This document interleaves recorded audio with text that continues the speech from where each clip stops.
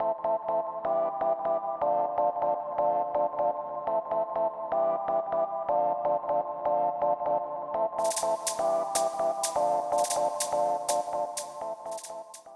to everyone, and it's nice to see you all. Thank you for being here. I'm very happy to be back in Guadalajara after 20 years. I mean, that makes me feel a little old, but it's just really nice to be back, and it's so thank you. Adelante, ¿quién abre sesión? Well, you just mentioned you were in Mexico 20 years ago. You just mentioned you were in Mexico 20 years ago in the same event. I was wondering, I've seen that you went also to Colombia when Mexico was the special guest in another similar event. And once you mentioned that being in Mexico was very important for this idea of the danger of a simple story.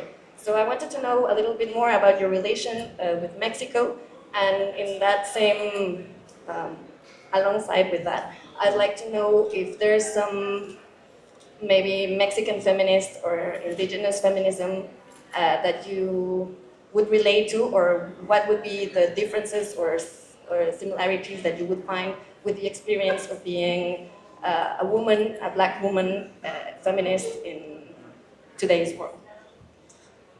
Okay, I think maybe the second part first, which is that I would like suggestions for who to read.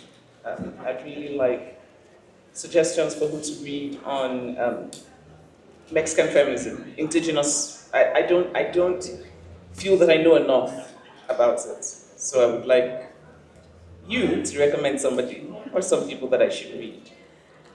Mexico is a country that, it's two things. I don't know Mexico very well, but I've always felt very fond of Mexico. And I think one of the reasons is that I like to say that Mexico taught me a lesson about my own single story. And so I gave this TED talk years ago, which has since been very widely viewed. And it was a story about coming here. And before I came here, I had been in the US, and the coverage of Mexicans was so narrow and so negative. And I was absorbing all of that, and I did not realize how much it had come to shape the entire story of Mexico for me.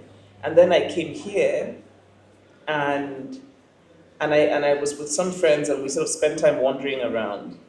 And I remember the moment when I realized that my primary feeling was surprise. So in my head, Mexicans were just these, all of the stereotypes in America. They were doing terrible things to the healthcare system. And suddenly I was in Mexico and I saw Mexicans, and I was surprised. And so I remember that very distinct feeling of shame. I felt ashamed of myself. But it was also a learning moment for me, because it taught me about my own single story. But also there was something very beautiful about it, because there is something I think about, I think people who are religious would call it seeing the light, where you've come to a new realization. And so because of that, Mexico's always been very close to my heart. And I think it's also, the other thing would be that my own personal experience about the stories of Mexican immigrants in America, especially undocumented immigrants, and that this is happening now. It's the same kind of just really hostile negativity. But my experiences with undocumented Mexican immigrants in America has been one in which I think they're like Nigerians, they're hardworking. That has been my own personal experience. So there's also that. There is a kind of, I think, a similarity in, growing up in a world in which you're not necessarily, you're self-confident, but you're aware that your part of the world is not the center. I think there's a similarity of experience there, and I recognize that in the Mexicans that I've met. So, I still have the microphone, and I have another question. You just mentioned shame, and I wanted to know what has been your process, processing shame. And part of that is also, how do you take care of your mental health? I think that shame can be, I don't necessarily think that shame is a negative thing. I think that shame can be an opportunity. I think that if we experience things in life that make us ashamed, it's an opportunity to look inward. Right? There are kinds of shame that I reject, and as a person who's very, I look at the world through lenses that are obviously female and feminist, and I think that there's a lot of shame around women, especially women's bodies, in cultures and in religions, that I deeply reject. But there are other kinds of shame, the kind of shame that comes with knowing that you haven't done as well as you could have. For me, it's an opportunity, right? And so yes, there was that moment of feeling ashamed of thinking, my God, I really have this single story of Mexicans. But the next step was then to say, well, I no longer have this single story of Mexicans, you know. I also really want to say something about resilience. I think that I want a world in which women are allowed room for more resilience. And I see this with a recognition of all the problems that women go through. But sometimes I think that the culture now tells us that we're not as strong as we think we are. And I think we are. So, no, for me, shame is not a thing to be ashamed of, is what I'm saying. Gracias. Welcome to Guadalajara, Mexico. I think that your writing is so powerful and strong and very important to the women who wants to write and who wants to make art. And well, I really want to tell you this. And well, the question: what do you think about the loss of a space for feminism and diversity in a world where authoritarianism and right-wing governments are multiplying and quiet the voices of these important movements of the world? I think it's important to refuse to be quiet. I know that there are forces that are silencing and want to silence, but I think the response to that is to keep talking. Right? There's a thing PEN America has this, I thought, really wonderful thing where they asked writers to write poems using at least 10 of the banned words. You know, now that the American government has words that are banned, and some of them are just really funny in them. They're also just really stupid. But they're banned from being used in government spaces. And so PEN America has this project where they've asked people to write poems using those words. It's a very small thing. It's also kind of almost whimsical. But for me, it's important in its symbolism, which is to say, you have an authoritarian government that's saying, don't do this. Perhaps the answer is to do it more. And of course, I know that I don't want people to lose their jobs. So even if you're not using that word at home, then use it in a poem. Use it when you talk to your friends. I mean, so that sort of thing. I think that the answer to authoritarianism is never silence.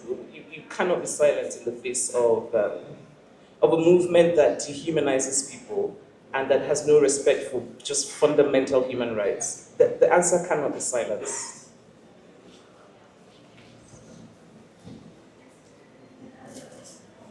Buenas tardes.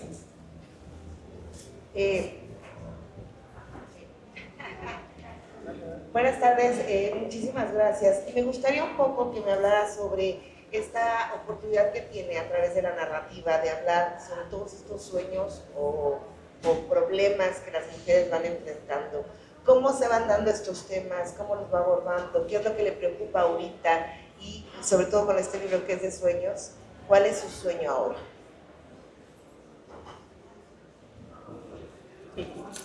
What's my dream right now? My dream right now is for my hot flash to stop. That's my dream right now. So that's why I'm a woman of a certain age. Part of my dream is to live in a world where women's health gets as much funding as such things as Viagra. Because if women's health was funded well, I would not be sweating and hot, going through a horrible hot flash. It would be easy for me to meet with a perimenopause specialist and fix it, but it's really hard. And I'm talking about somebody who, like me, is relatively privileged and lives in the US and in Nigeria, and it's still hard. So that's my dream. My dream is for a world where women's health is valued. And women don't have to go through hot flashes while having press conferences. But the novel is about, it's about different women, but I think it asks a number of questions, one of which is who has the right to dream, whose dream is valued, um, and also more internally, because I'm interested in politics, but I'm also really interested in the heart, in the human heart. And I think that often women are socialized to put their dreams away. There are many women who have such dreams, but they put them in their pockets because we've been socialized to put other people before us. And women are doing the caregiving work. Women are taking care of parents. They're taking care of children. So they're working outside the home. They're working in the home, and sometimes they neglect their dreams. So there's a part of me that hopes and wishes that this novel becomes a reason to bring those dreams out of their pockets and dust them off and try and pursue them. I also think, there are many problems that women are going through, but it's so important that we not have a single story of the experiences of women. Women are strong, women are despite all of sometimes I think that talking about feminism, we talk about all of the terrible things that are happening, and we should talk about them. But I also want to talk about the dreams, and I also want to talk about love. I want to talk about, and in the novel, how women can support one another. I think this novel is also a celebration of female friendship and how women can come together. And it doesn't mean they have to constantly like each other or love each other. In the novel, there are two characters who do not like each other at all, right? But somehow another woman brings them together. So I'm kind of interested in this, those sort of very complex, nuanced ways of looking at women's lives. That's not just about women are oppressed. There's more. And I think that's what the novel does, that it's about that more. And that interests me very much. I want all the women in the world to dream more and to know that their dreams matter. I mean, men should also dream. But the thing is, men have been dreaming, and we live in a world that supports men's dreams. Even women are more likely to support a man's dream than a woman's dream. So that's kind of what I feel like those are important things to think about and talk about.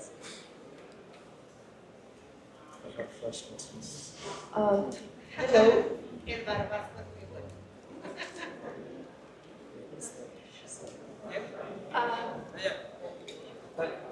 Kedu, Chimamanda. Thank you. Yeah. Well, you can't just learn one Igbo word. You have to learn a few more. I know.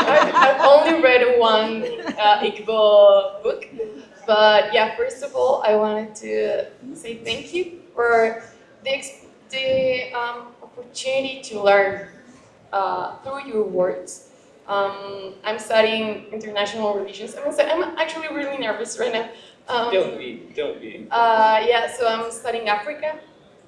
And it's been, so my question is, how or what do you think is the way in which novels as yours are able to humanize history and reconstruct the historical memory, through the eyes of the people who live it, the Biafra War, being an African woman, a migrant African woman, being, so it's something is learning history through historical books or data is something, but learning it from the points of view of the people who lived through it is a way of reconstructing empathy, in a world that's lacking empathy in all of its ways. So what's the purpose? So for the reader, what would you like for us to take from your words? Well, I think you've answered the question. You've said everything. So I'm just going to repeat what you said, which is it humanizes, there's the possibility of empathy. I think that reading fiction, reading history is very important. I read a lot of history. I'm very interested in history. I think that we cannot understand our present if we don't know what came before. And I think there's so much about today that we can explain by looking back. So history interests me. But I've also, as a reader, come to see that when I read a history book, it's interesting, I'm grateful for it, but when I read a very good historical novel in which the writer has actually done the research, it's different. And this is why people will say that a history book will tell you what happened, a literature will tell you how it felt. And I think knowing how it felt is so important because as humans, we're all emotional beings, all of us. And often it's our emotions that move us to act. And so I know that I've changed my views on things, often based on reading novels. I read a certain novel and it changes my worldview and it educates me in a way that I think is deeper and richer than a history book can educate me. So I think we need both. I don't think that, often we talk about literature and empathy, and I think there are lots of people who read books who do not have empathy. But I do think that literature has the possibility of teaching us empathy, that if we're open to empathy and we read a lot of literature, I think we have more empathy because it makes us see other people's points of view. We become alive in other people's bodies. And I find that to be a very beautiful thing. And we live in a very diverse world, and so I've always believed that literature is one of the ways that we can save the world, because if we read more, then we're more likely to see that there are different points of view. I think this is the one thing that literature teaches us. And living life knowing that different points of view is it's beneficial in so many ways. I think we would have fewer wars, for example. I think that the crazy stage of capitalism that we're in would not be so crazy if people had more empathy. I mean, I think there's so much about our world that would change. So even though you answered your own question, I'm just adding to what you said that yes, I think it's very important. Hello, Chimamanda, welcome to Mexico here. Oh, hi. Ada Perdomo. Hello, welcome.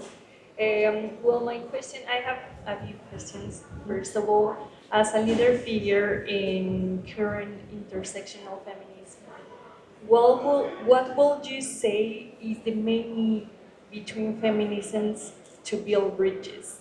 And the second question is, thinking about your last answer, what's your favorite novel?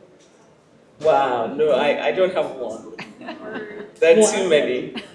And also, there are many novels by people who are friends of mine that I've loved. And so if I mention one, I'm going to have text messages from my friends saying, why didn't you mention my book? So I'm always the only time I'm political in my response is when I'm asked a question like this. So maybe I'll talk about someone who's dead. I'll talk about it, yeah. So actually, I really love Middlemarch, which I'm rereading now.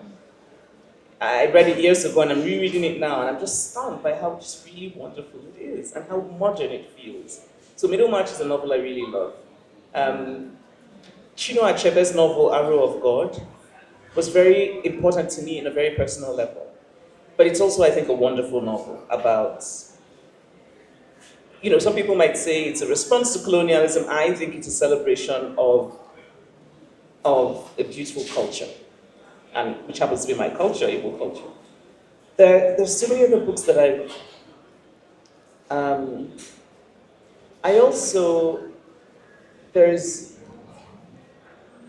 I think I'll stop there. And then about the bridges, what would you say that it's the main need between feminisms to build bridges? Between feminisms,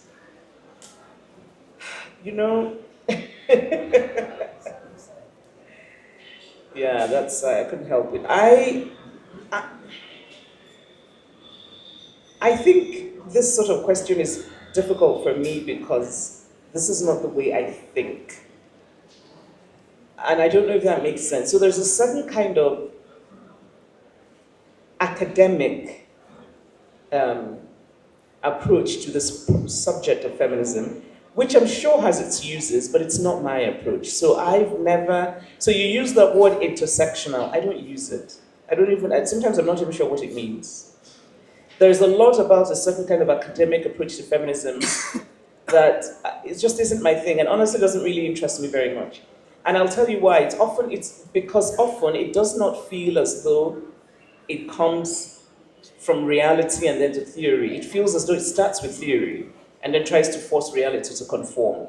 I am a storyteller. I'm interested in just women's lives. I'm interested in, and this is why I talked about feminism, which became a book, We Should All Be Feminist. And it's really about stories. It's about different stories and how, in some ways, what the counter stories could be. So I don't know. It's not a thing for me really to think about feminisms, and maybe I should ask you to tell me more of what you do. That will help. Tell me more. About what I think. Yes. Well, yeah, because thinking about that nowadays, the feminisms are different depending on the different groups, Such as. such as, I don't know, tariffs and sometimes Tariffs. different agendas. Yeah, women that doesn't really are into think that that trans are women. That word that I really find deeply misogynistic. Okay, I'm going to skip that question.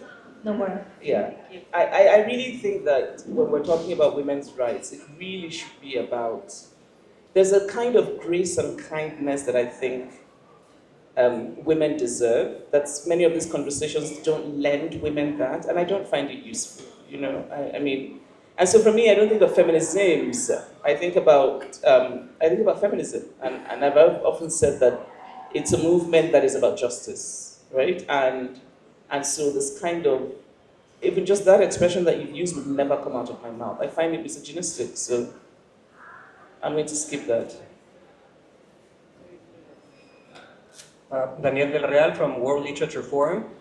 I'd love to hear your thoughts about the situation with your fellow countryman Wole Soyinka, whose US visa was canceled by the US government because we know that he was against Trump's politics. So your thoughts about this, and if living in the United States, you as well, part, you think something gonna happen to you as well?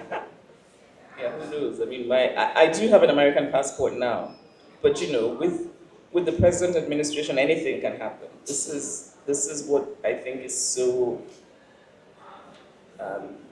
strange about this administration. Usually, authoritarian governments, even authoritarian governments, have a playbook. You kind of know what the plan is. It's undemocratic, but you know. With America, it's things change every day. It's just craziness, really. I don't actually look. I have a very nice home in Lagos, and I spend half the year there. And if someone cancels my passport, I have a nice home, and I have a bed and a bedroom, and I'll be okay. There are people who are much worse off. There are Nigerian immigrants in America who have had the green cards cancelled and they don't know why. There are Nigerian students who have had their student visas revoked and they don't know why. That's a problem. For Professor Shoyinka, in some ways like me, I don't think it necessarily deeply affects his life. Actually, he's spoken out about it and he's just like, yeah, they revoked it, whatever. He has a wonderful home in Abeokuta, and his home he has just the most beautiful plants, and he goes hunting, so he has options. I'm a lot more, I just feel very wounded personally for people who don't have those options, right? And there are many of them. And it's also just that you don't know why, there's no explanation, things change every day. It's the craziness of it, and that craziness affects people's lives in real and deep ways. That's what really bothers me and affects me and worries me, and And nobody knows how this will end, really, is the thing. And yeah, it's crazy.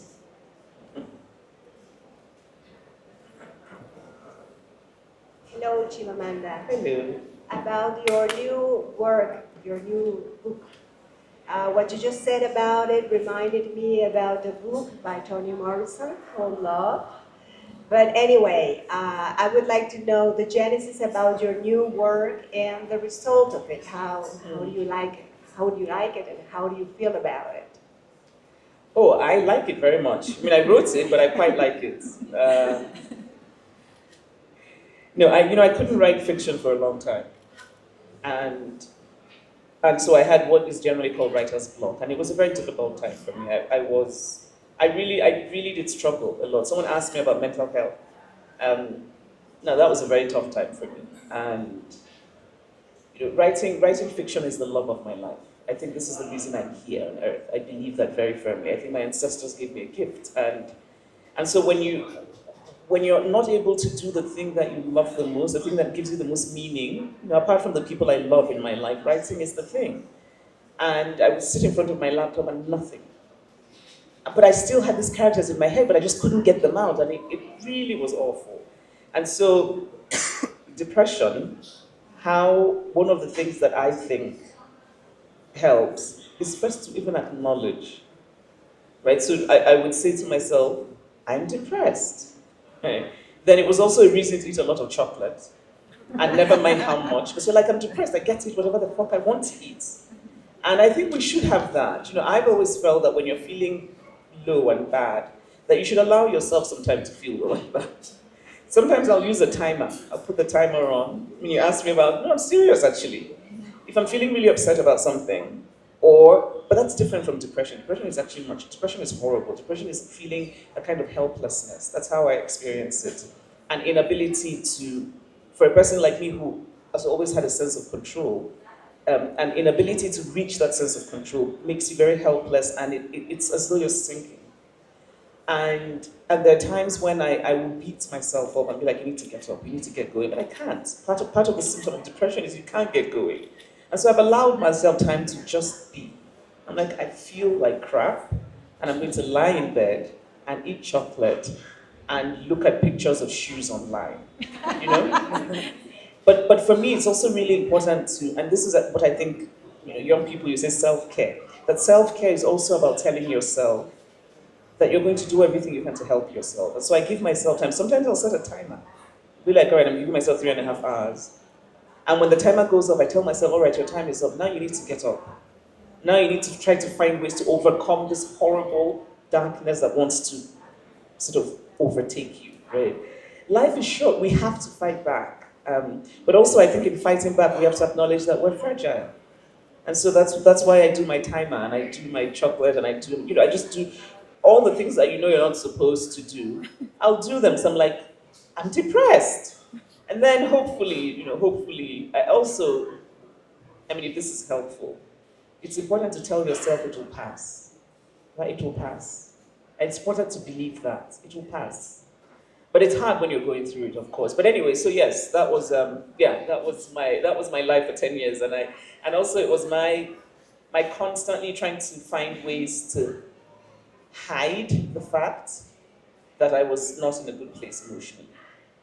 And partly, I think it's also an act of love. Sometimes you love people, the people around you, and you don't want to constantly feel that you're burdening them with your own darkness, But then this novel came from wanting to write about women's lives. When I finished Americana, I knew that my next novel was going to be about women's lives. And I'm a person who, one of the ways I walk is I eavesdrop on people's conversations, but also I'm always asking people very inappropriate questions about their personal lives. This is how I gather information. And I think that literature should take us inside. Like, literature has to be intimate. Because everything else we can get from history, philosophy, journalism, but literature has to be different, and it's that intimacy. And so I wanted to write a very intimate account of women's lives. And when I started, I wasn't sure I would have 4 characters. I don't always have a very firm plan. It's swirling in my head. When I start writing, the characters kind of reveal themselves to me. And so I think at the beginning I thought I would have 3 characters. But somehow the character of Kajetu who's inspired by a real woman, Nafisatu Jallow, who in 2011 accused Dominic Strauss-Kahn of sexual assault.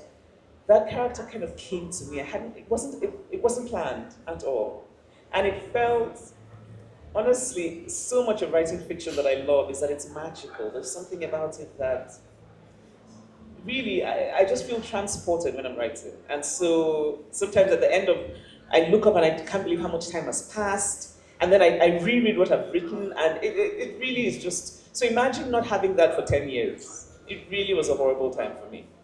So this book came from all of those years of depression and not being able to write. But also I think that my mother helped me write this book. Um, and I think this is also a book that is different from everything else I've done. I call it my grown-up book because it's a book that I wrote when life had taught me quite a few things. It's a book I wrote when, as a person who's a mother. My other novels, I wasn't a mother when I wrote them. And it's also a book I wrote as a person who doesn't have parents anymore. And my entire life was one in which my parents were very much a part of my life. I had a very happy childhood. I had the loveliest parents. And then I lost them in a very short space of time, and in very unexpected circumstances. And that changed so much about everything, really, about me, the way I look at the world, my life. But in the middle of mourning my mother, I began to write this novel. And I think it's also why a lot of it is about mothers and daughters. It's, yeah.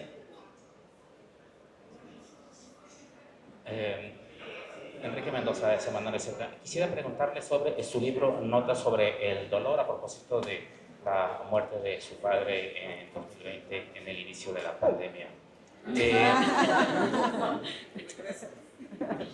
Okay. Sí, quisiera preguntarle sobre el libro Notas sobre el dolor a propósito de la muerte de su padre en 2020 al inicio de la pandemia. Quisiera preguntarle cuáles fueron las referencias de la literatura internacional mundial en la historia que han escrito sobre la figura del padre, como Kafka, ya lo sabemos. ¿Cuáles fueron esas referencias sobre cómo abordar el dolor y la figura del padre? Y en todo caso, ¿cuál fue o cuál es la función de la literatura al abordar un tema pues tan íntimo, tan personal, tan doloroso como la muerte del padre?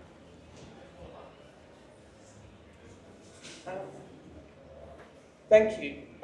Well, first of all, I find Kafka to be quite cold. So Kafka is not my go-to anyway. But I understand that people for whom Kafka is a god, but I just find Kafka cold. I should say, actually, that writing something so personal about losing my father, and I adored my father. My father was the loveliest of men. And when I wrote that, honestly, I was not in a place of thinking about past literary models. I was just in a place of pain. And I was in a place of not being able to put into language what I was feeling. My entire life has been one in which language has been what I go to when I'm experiencing anything. When I'm happy, I write. When I'm sad, I write. When I'm curious, I write. And then suddenly my father dies, my world shatters, and even writing I couldn't do. I couldn't even. So that writing that essay, and it started as an essay, was really my way of just trying to. I was just dealing with pain, and it was very raw. And honestly, it wasn't particularly literary, which is to say, I wasn't really thinking about,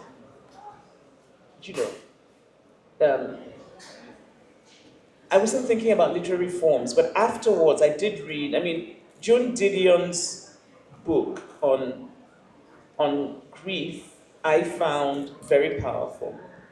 So powerful that I could not read it in one. I had to leave it alone, come back, leave it alone again, come back, because it was so raw and so no. And I should also say that I don't necessarily.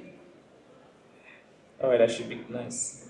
I was going to say I don't need Kafka to write about fathers in order for me to write about fathers. But anyway, no, that's ungracious. I take it back.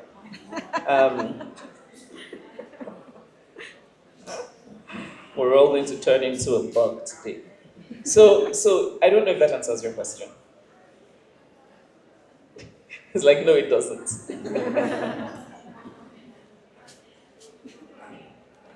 Yeah. So I was checking about like an interview that you had in September with in the other book festival, and you were talking about the way women dress, the colors, and the importance of that. Doing it right now in the Western world because it is something that you kind of experience that you saw how people turn into the black dresses. You know? Yeah. She talked about it, and I would like to ask you to go back a little bit with that. Because now you are so colorful again, and I don't know, I wanna share that. No, I remember when I came to the US, so you have to also remember I grew up in Nigeria, and it's just a different aesthetic, right? Completely. And I also grew up, I was raised by a mother who, you know, if you were raised by Grace Adichie, you have to be interested in fashion. You don't have a choice. My mother was very stylish. And when I went to the US, I realized very quickly, I mean, sort of in the process of learning America, that, and this I find also to be, just really troubling. This idea that, on the one hand, America thinks it's very progressive on women's issues. On the other hand, you look at certain ways of looking at women and you realize there's still very much a very narrow, what women are allowed is still quite narrow. So in other words, I realized that to be taken seriously as an intellectual and a writer, you could not be seen as being interested in fashion. Because then people would say, oh, that's so frivolous. And I would be in places where women who paid attention to their parents would be dismissed. You'd be like, that makeup is a bit too much. And that was not just a statement about the makeup, it was also a statement about her intellectual ability, about possibly her writing talent. I mean, it was much more than just about the makeup or the clothing. And I also realized that in Western fashion, black is considered universal and considered, and honestly, if you have skin that is the beautiful color of chocolate, black may not be the most flattering thing on you. And I've often felt that for dark-skinned women, black is not neutral. Um, and, and, and, and color, I mean, life is short. Why wouldn't we celebrate color? Look at nature. You know where I get my ideas for how to combine colors? From birds. I like to look at pictures of birds. Nature is the most fashionable, the absolutely most fashionable entity in the universe is nature.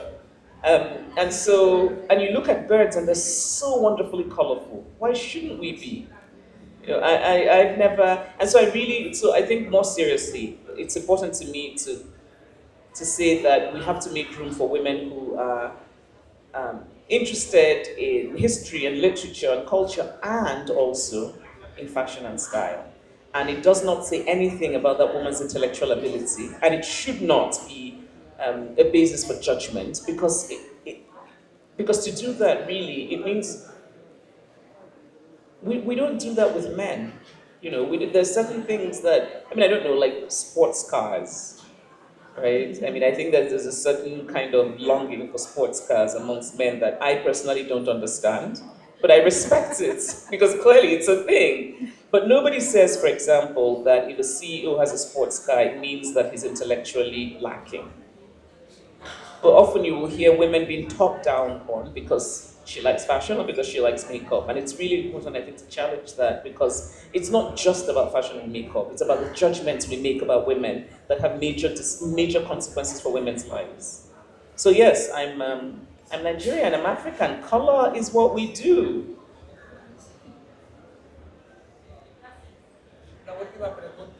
Yeah, here. Hi, Chimamanda. I am Marianne from Leyendo con Marianne, or Reading with Marianne.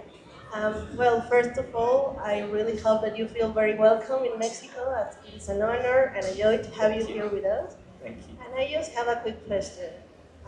After all you have experienced so far, what does the word home means to you, but not only geographically, but emotionally and also creatively?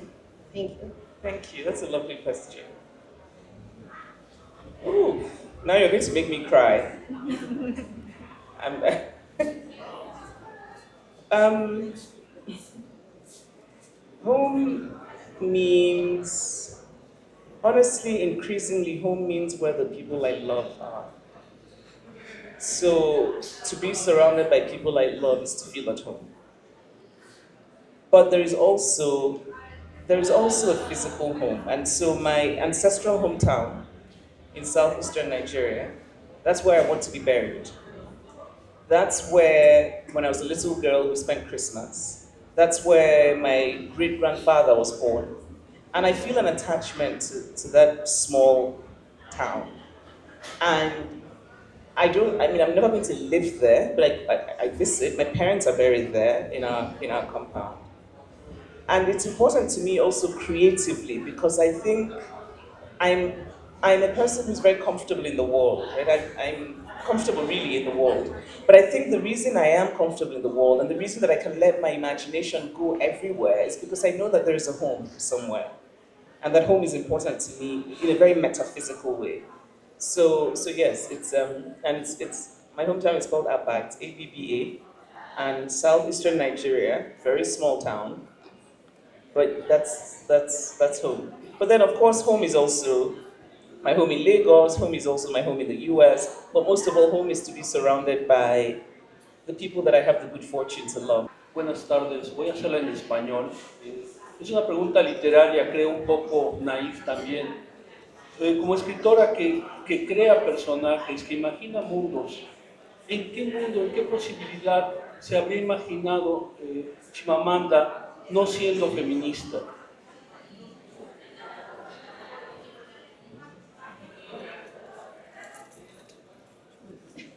I don't even understand the question.